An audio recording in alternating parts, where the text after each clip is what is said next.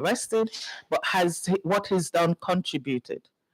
So the ICC process, as Mohammed has talked about, is one mechanism which can be used. What's happening here? The room is not full, but all of those commissioners who are on the list as to have come and spoke, it's a blessing that with their networks, they have been able to talk about those issues.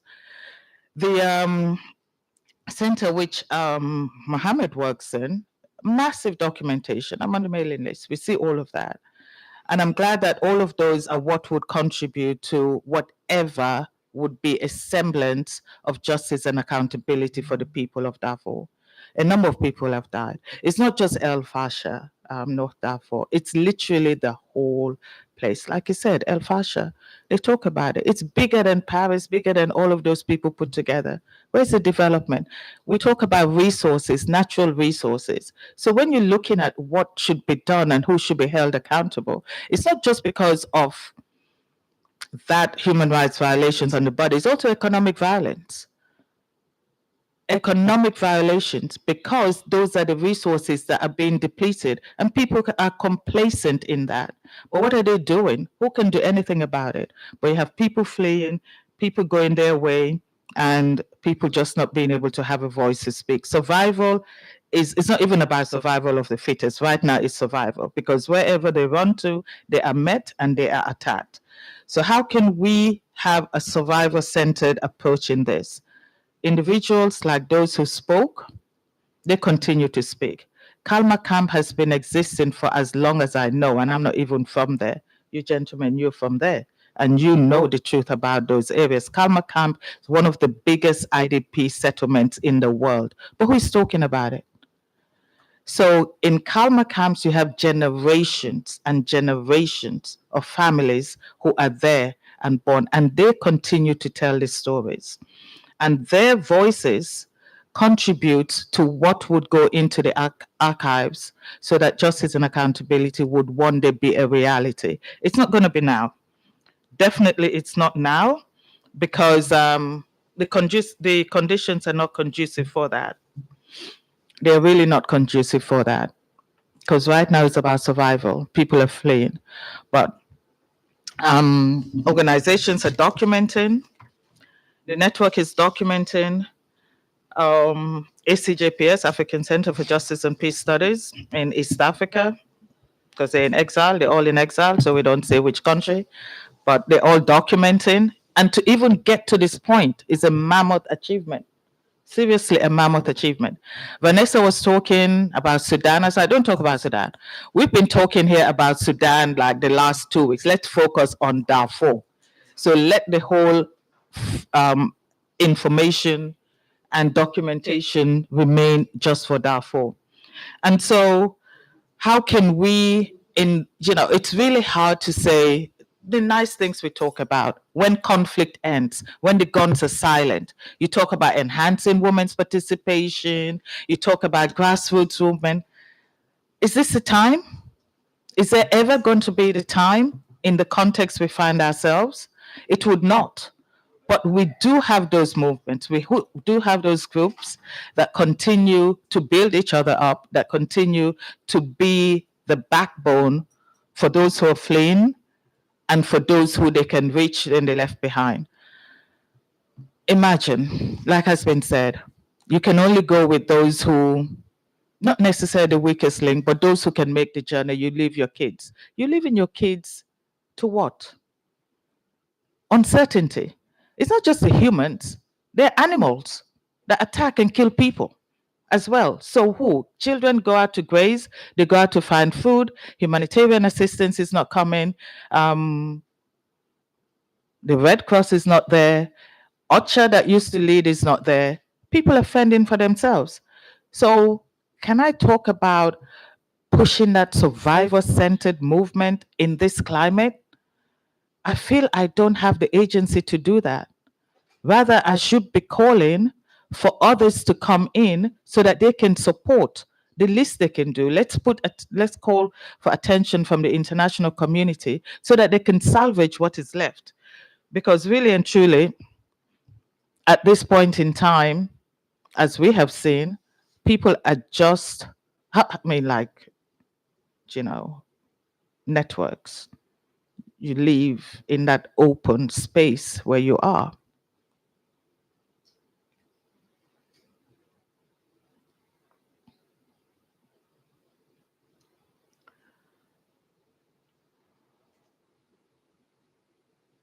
Who's coming? The only thing that's coming are the bombs, and they keep falling. The bullets that rain every day on the people. I don't have the agency to talk about a survivor centered network right now, but I could talk about, I mean, survival. How can people survive? We don't have the answers. We're sitting here in this nice room.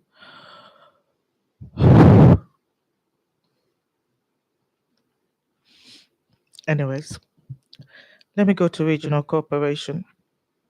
So the cooperation is important. What can we look at? What efforts can be in place so that the people get redress in one way or the other? We have mechanisms that should be taking action. But are they? How many people are really talking from that level about what should be done? And they're the people who should be talked to. But like I said earlier, it's good that there have been these bilateral meetings. So they're not really coming to the open to make those commitments. They've made general commitments about the human rights situation, about women's rights, children's rights, and all of that. But for whatever reason, and we appreciate that, they talked, and that is it sufficient? They've heard the voices, right? You are messengers, and you have come here to share that voice, and that speaks volumes. So, what can others do in terms of building the movement? And how can we continue to support the movement even when you're gone? Those are some of the things which I believe we can do. So, can one build up the empowerment as a set of communities to participate actively? A woman is watching her kid dying. You think she's not talking about, I'm a woman's rights champion, I'm an, empowered woman or an empowered man. You heard the boy, the young man. He's talking about they're taking us. It's our heart that's being taken away from us all the time. But we can continue to share the lessons learned. We can continue with the documentation. We can continue with the advocacy. And ultimately, we can continue with the prayers because God is not sleeping. I mean, I believe there are people of faith in this room, one or the other. Whoever it is you believe or whoever it is you worship. God is not sleeping. And He says, if you come to me and you say, forgive me, and you truly repent, I would forgive. Because they say justice is His, right? But He also wants justice on earth. And I believe people will get them. It might not be the way which we envisage, but I believe it would come in one way or the other. But let's put pressure on regional mechanisms. The ICC is doing what it can, but limited. The arrest warrant is there for al-Bashir. What happened when he went to South Africa? Hey, they switched off, no? The lights, didn't they? And then they got him to go. So where is the state accountability that we could be working together and the member states themselves are holding themselves accountable in order to see that those who are under arrest warrants, or that those who are wanted and they're known to be wanted, but they come into your jurisdiction, that measures are taken to hold them. It's not being done. But things can happen when there are a lot of pressure points in different areas. Unfortunately, the people cannot do much because right now They are just looking at surviving. But, but, we can harness engagements like this. This is now in a few months, there's going to be another. In a few months, there's going to be more in terms of the statistics than what we have here. Where's the data? Um, yeah, in a few months, there's going to be more that we can use to share with authorities, and we hold our governments accountable because they all sit in all of these regional mechanisms to say, what are you doing for the people?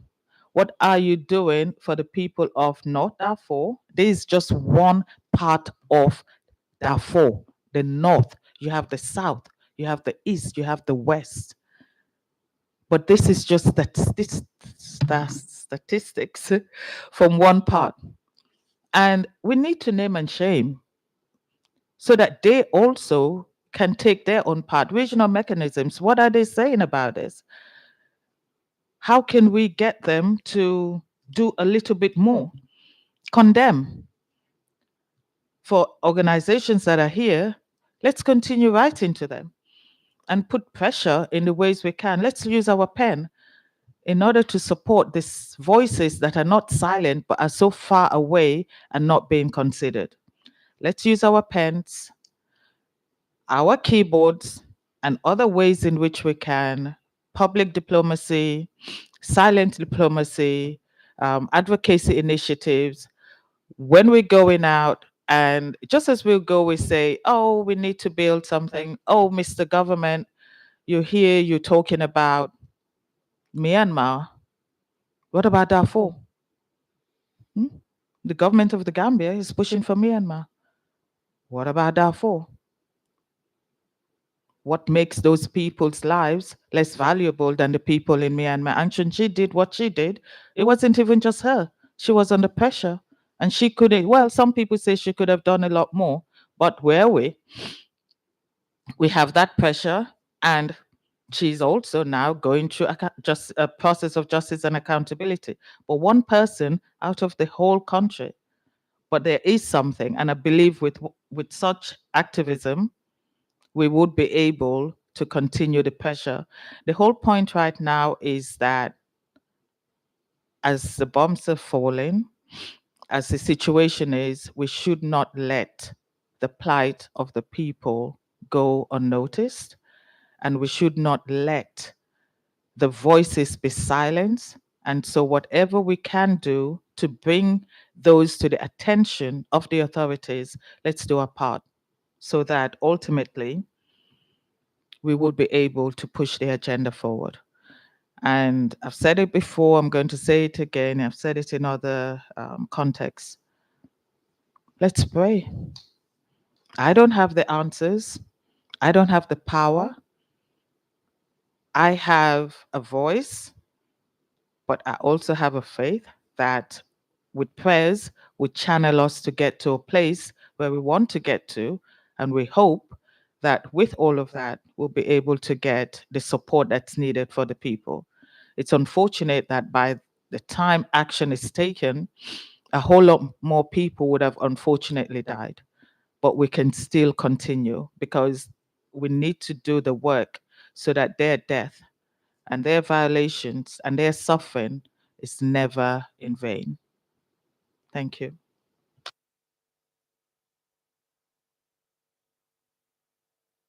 Thank you very much, Ms. Priscilla. As we draw towards the end of today's session, I want to remind us that this report, Everyday Bombs, Hunger and Loss of Lives, is not only an account of atrocities, it's a mirror of resilience. It documents indiscriminate bombings, starvation used as a weapon, repeated displacement and sexual violence targeting women and children. But more than that, it captures the persistence of survivors who, despite everything, continue to hope and to speak. Yesterday, DNHR had the privilege of meeting with the commissioners of the African Commission for Human Rights, on human and people's rights, to share our report. And during the discussion, we presented the ongoing realities faced by civilians in Darfur, communities under siege and families displaced multiple times, and as well as continued patterns of shelling, sexual violence, and starvations. We emphasize that what is happening in Darfur is not just a humanitarian crisis, but an urgent human rights emergency that demands stronger regional attention and accountability. The responsibility now lies on us to ensure that the voices inform action, that documentation translates into justice, and that accountability is pursued with urgency and courage. On behalf of the Darfur Network for Human Rights, I thank you all for standing with the people of Darfur, for your solidarity, and for your commitment to truth and justice in Sudan. I urge you all to share the truth on your social media platforms as well, using the hashtag Keep Eyes on Sudan. And together we can turn evidence into change and stories into justice. Thank you very much.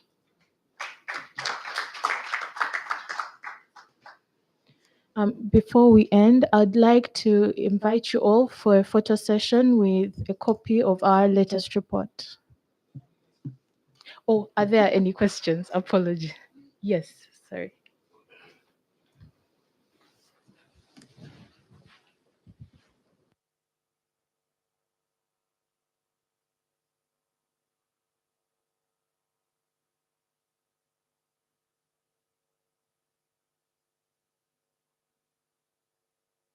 Good afternoon. I'm Salome Johnson from the Gambia. I'd like to ask a few questions, but before that, I want to make a comment. I believe the situation of Sudan is quite heartbreaking. Whenever I hear about the human rights situation in Sudan, for me, I don't have any personal relationship with anyone there, but I feel it. And these are two questions I want to ask. The war, you rightly mentioned, said that the war in Sudan is escalating and might reach other countries.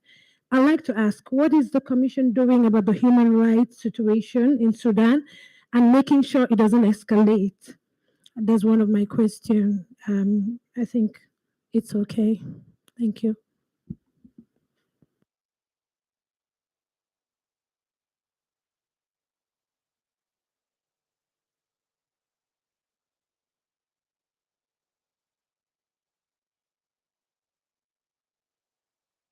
Hi, hi, hi. Thank you very much for sharing your insights, for sharing your great work. Like this is really insightful. What is going on, and it's heart touching, and it brings us a lot of ideas on how can we keep working and cooperating together. By the way, I'm Camila. I'm from Colombia. I was wondering if you are taking into account while documenting the evidentiary standards of universal jurisdiction. So you mentioned the situation with al-Bashir and what happened in South Africa, and right now, like universal jurisdiction is moving a lot. So I wanted to know if you have like some practices regarding that or some connections with organizations. Thank you.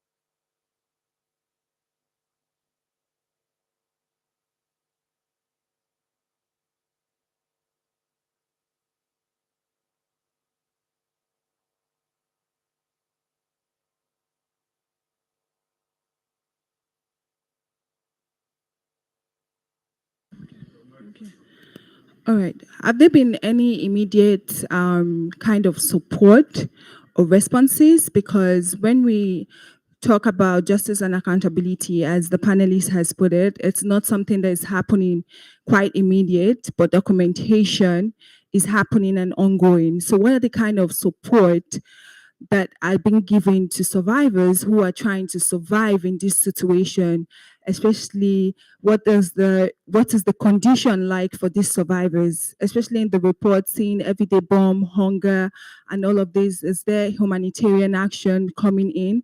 Because you also mentioned that Red Cross and other different organizations are not there anymore.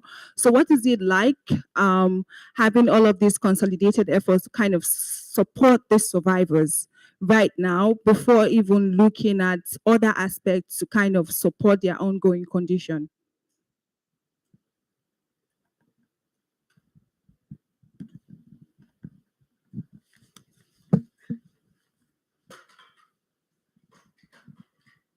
Thank you so much. My name is Ibo, and I think my question about what he had said earlier with especially the military, how they withdrew without informing people and then people became targets. Maybe what I would want to understand with the situation in Darfur is that does the military target them and say they are harboring RSF, and does RSF sort of target them because they're with the military? What I want to understand is what is that situation and why what explanation does the government or does the RSF give sort of for attacking? Because if they know, for example, that these people are not with are the people saying we're not for anyone, and then that's why they're being attacked, or what? Maybe for clarity. Yeah, thank you, panelists, for the presentation. That is really hard, but at the same time appreciated, because there's one thing to hear about Darfur or Sudan, what is happening, and one to sit with someone who interacts with the region on a daily basis. I followed you very well. I appreciate the faith. At the same time, the difficulties of, you know, having mechanisms and wanting the answer now, but the answer dragging and not knowing which button to apply to get the answers. And I've been in a place where atrocities are happening, and you know that there are people that you can tell, but you know that the answers are not coming. And so mine is not a question at all, but it's just a solidarity to understand that what Sudan is going through, it should affect all of us. And this room should be full to show solidarity, to understand, and to do the little that one is able to do. And so we stand with you, and using the faith of our mom or sister, we believe that God has not forgotten people of Sudan, people of Darfur, but that is not an excuse of not doing anything. It is an opportunity for us to use the same faith, the same understanding that we can do what we can to support in one way or another. And so thank you so much, and please continue voicing out. Don't allow anybody to silence you. Thank you. I just remembered something that I feel like I need to ask. Um, Thank you so much. One more question. In terms of the Darfur Human Rights Network for Human Rights, what are some of the very critical challenges that you face in your work? Because you do a lot of documentation that you feel like other regional organizations, civil society organization, or NGO organization could collaborate with you to kind of support some of these initiatives in terms of whether through social media campaign, either through different ways. What are some of the challenges, and how do you think civil society organization in the other African region can really support the work you're doing?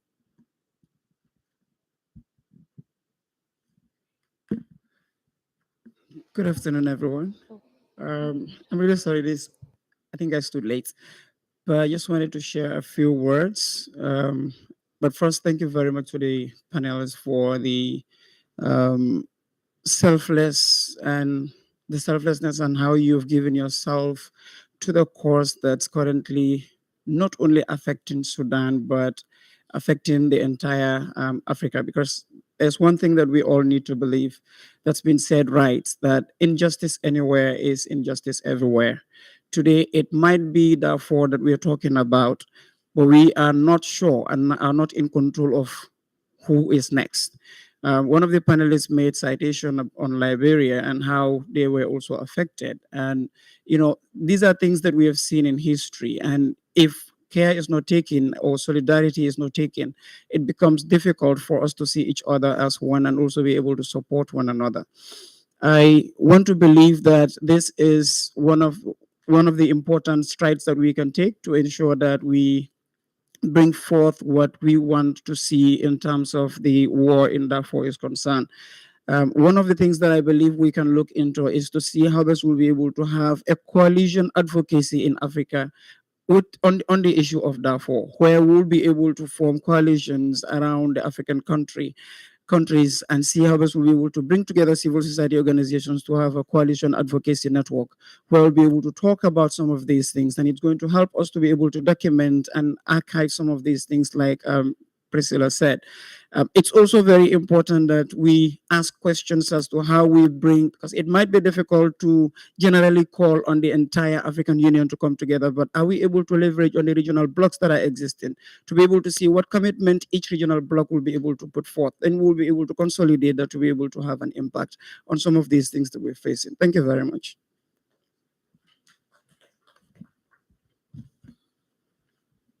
Since the questions were not directly given to the moderators, I'll give to the speakers. I'll give them liberty to answer any that they would like. Okay. Thank you so much for the questions and comments, and highly appreciate, and which are very useful and relevant.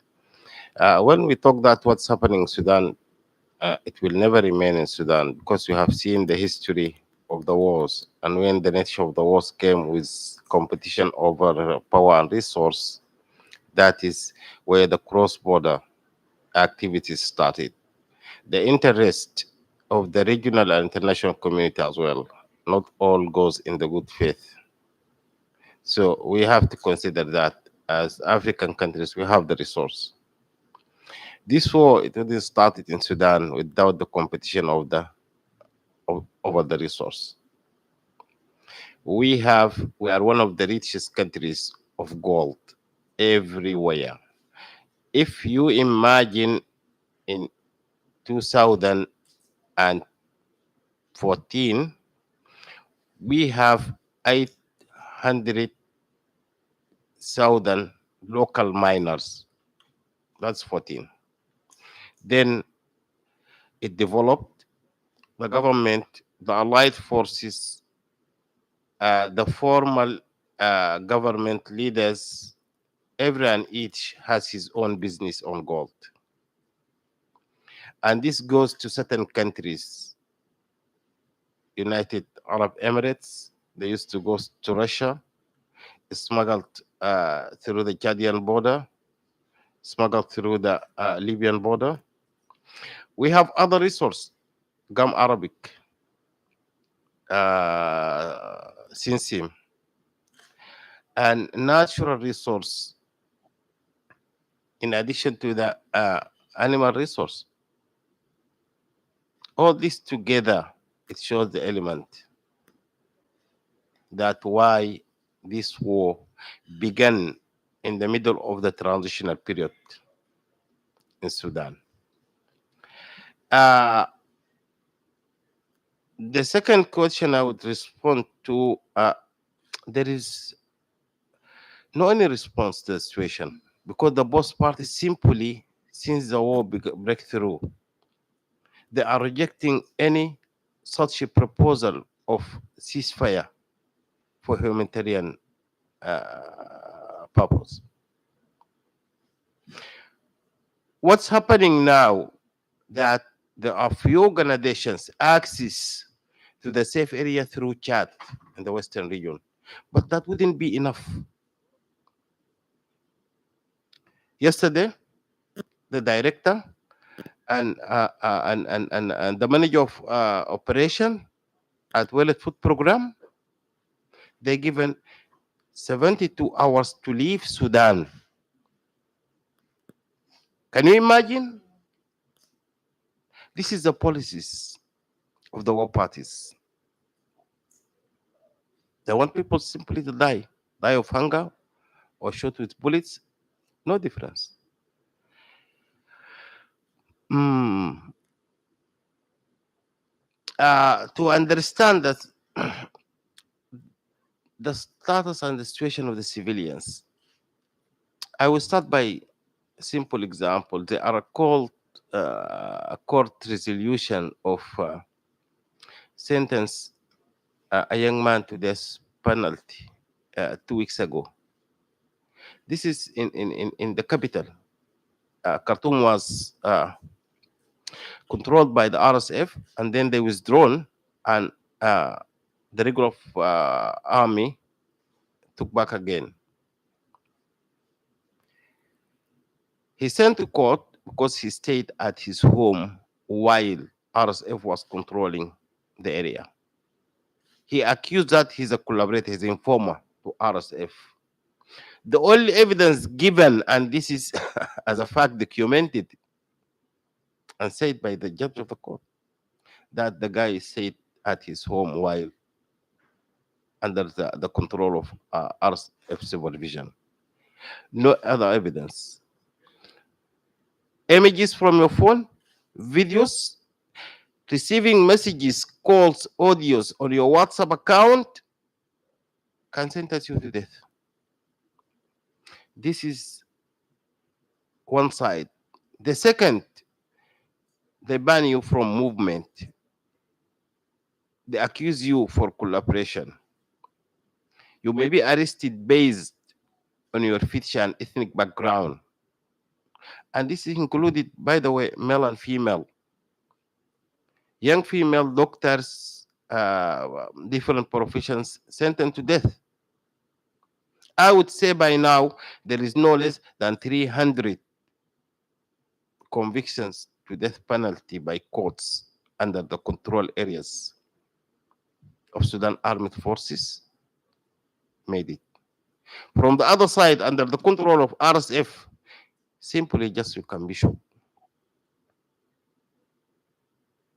or to be held, arrested in one of the detention centers, let us say a prison, designed for 500 as a capacity, but you will be joining 3,500 others. You will be given 1 cup of water a day and 1 meal. 4x4 rooms. It can contain not less than 24 women with their kids. And those are detainees. Civilians, again, subject to forced disappearance. Child soldiers.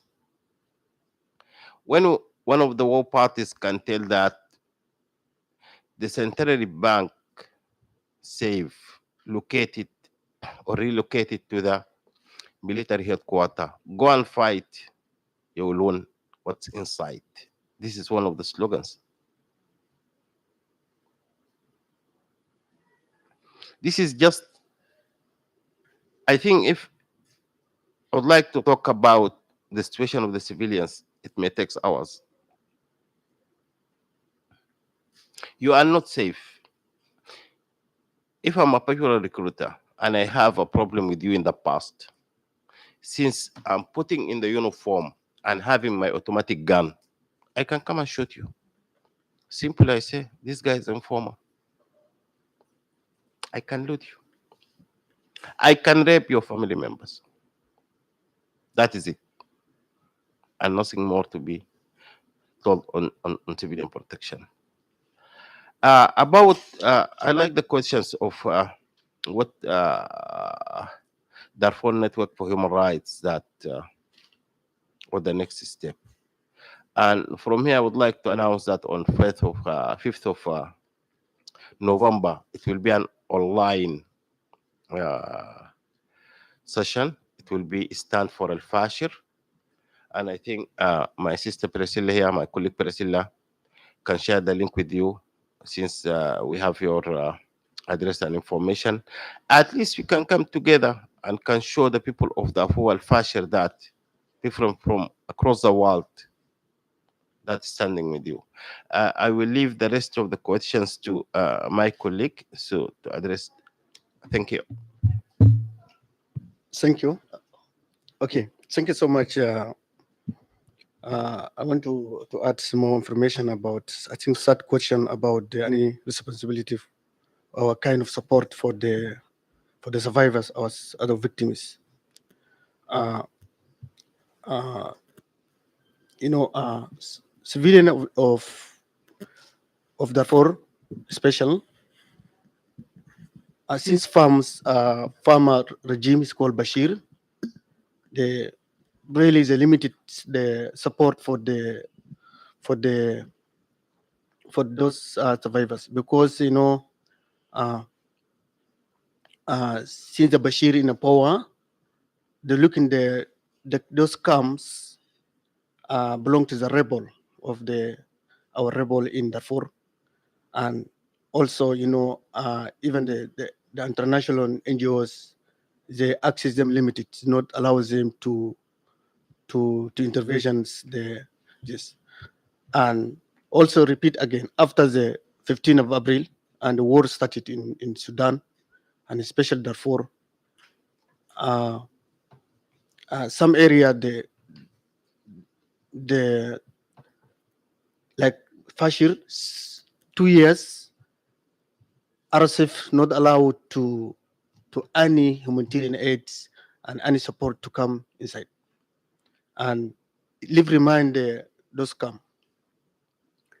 I think the one was one of the big problem. Also, I seen now I'm thinking the international community did not respond, because as my colleague they said, we seen the no action, because led to comparing the situation of Sudan and Gaza. We see Gaza now, Gaza and Israel. We see international community intervention, because even they bring the food by plane and to loading in the camps. But I was asking, so why in Sudan? Is it UN's difficult to bring the support for this? And another things also the cut fund by USA. This is one of the big challenge. I think most of the even as civil society organization affected, because USAID the supporting refugees foods, and provides more than 50% of humanitarian aid in the world. So this challenge and immediately affected us to those survivors and those victims, and even as civil society organization, immediately we are affected.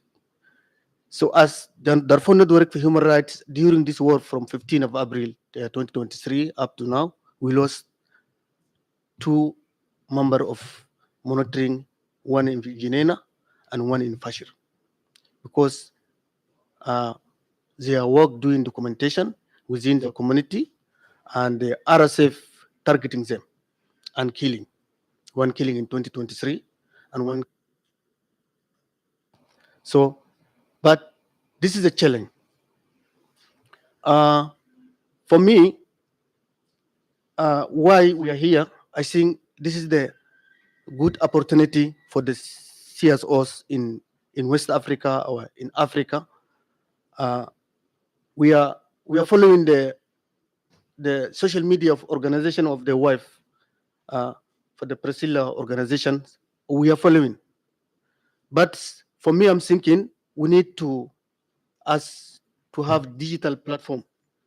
So following us in our social media, we have Twitter, we have websites, we have social media. I think this is the one only things we need to do, because even our African Commission, our leaders, I know they try, but it is still challenging, because just we've seen the statement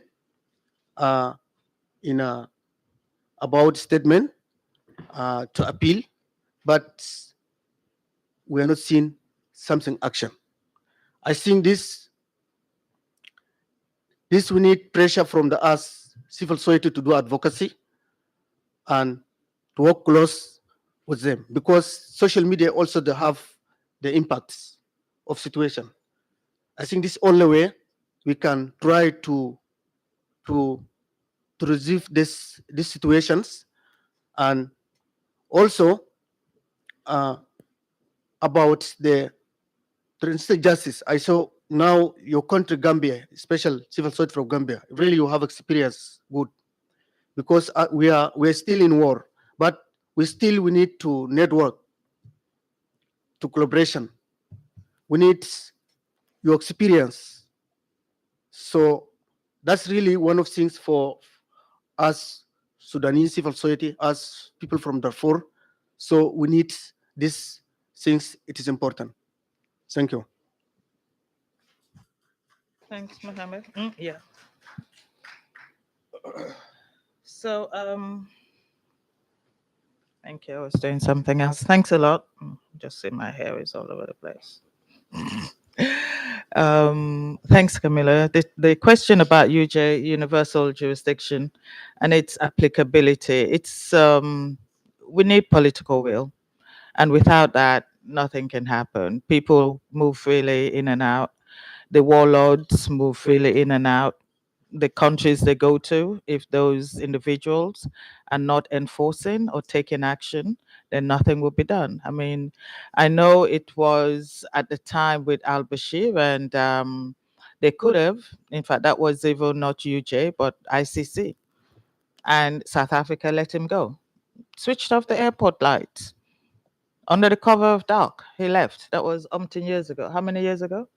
Like some 10 years ago? Yeah. Maybe no, not 10. Hmm? When Bashir went to South Africa. 10 years already? Yeah. No. Really? Wow. Okay. Yeah. So that long.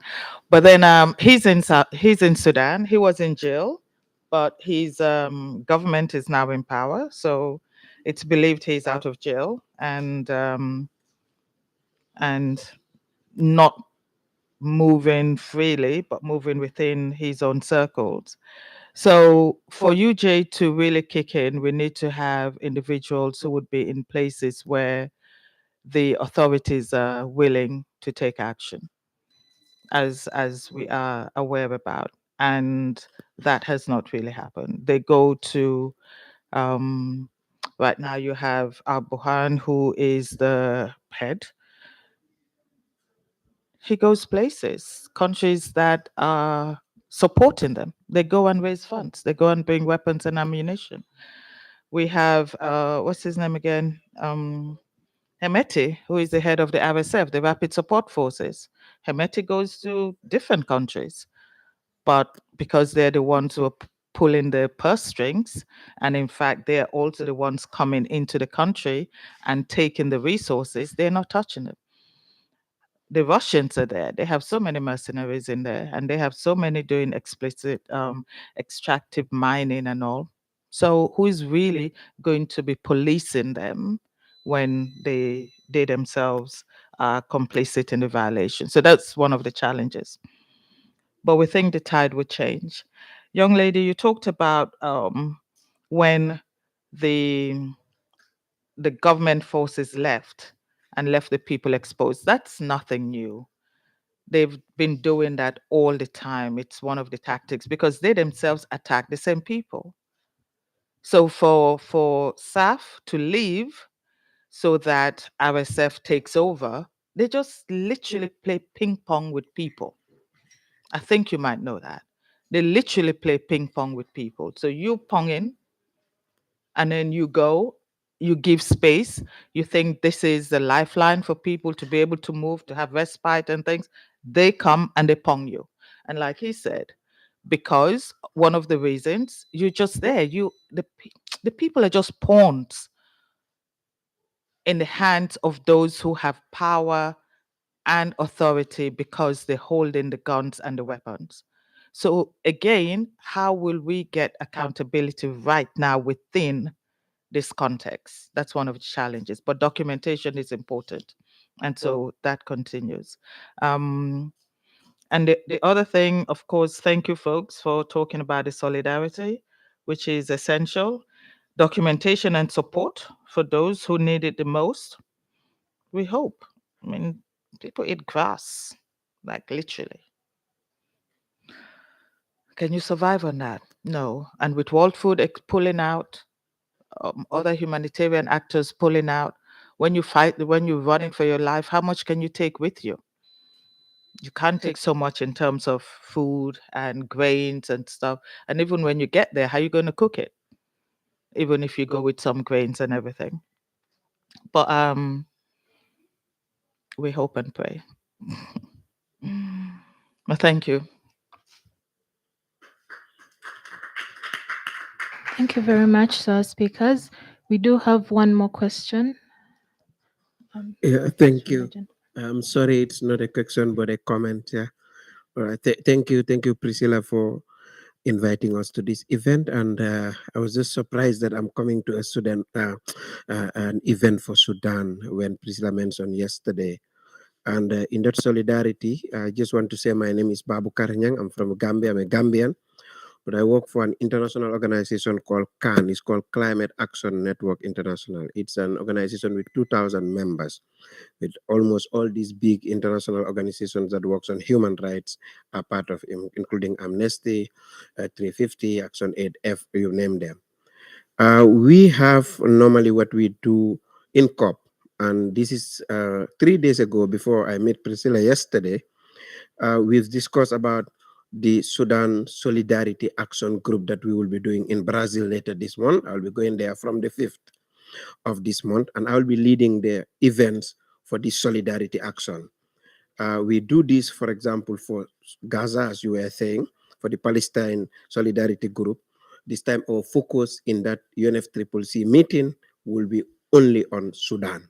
And we are already collaborating with civil society actors. I discussed with our head of building power, with the executive director, this was just a few days ago, on how we could support those who are already on the ground and those who are up for us to amplify these voices.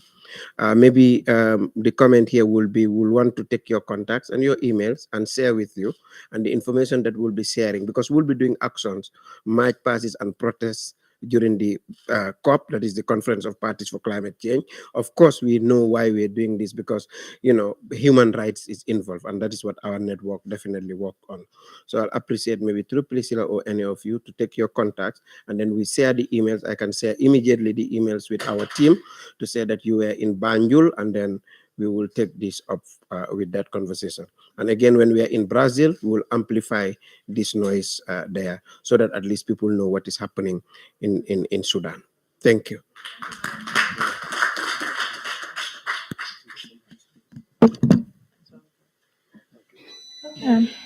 Thank you very much for the insights, the reflections, and the questions. DNHR believes that collaboration with every other civil society organization is essential to sustaining advocacy for Darfur. And the crisis is too vast for a single organization to tackle alone, so we need a united front to connects us with documentation, advocacy, and human rights response. We look to other CSOs to help amplify verified information from the ground and to jointly call for accountability and to push for stronger protection mechanisms, both at the national and regional level. In closing, our message is simple. The people of Darfur cannot afford to be forgotten again. The world's attention may shift, but the bombs, the hunger, and displacements continue every day.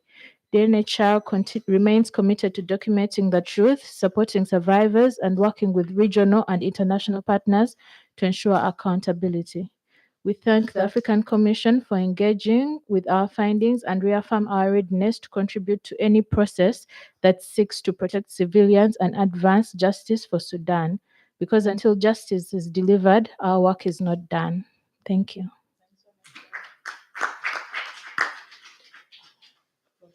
Yes, we may go out for photos, and there are some refreshments as well.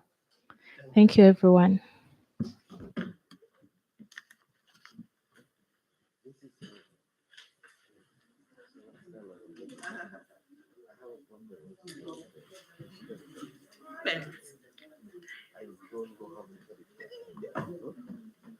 You keep losing them.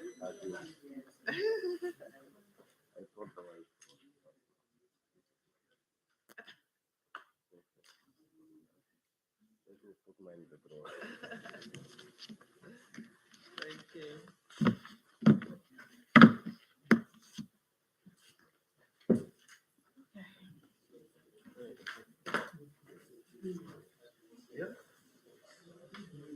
Camilla, thank you so much. Thank you for this. Welcome.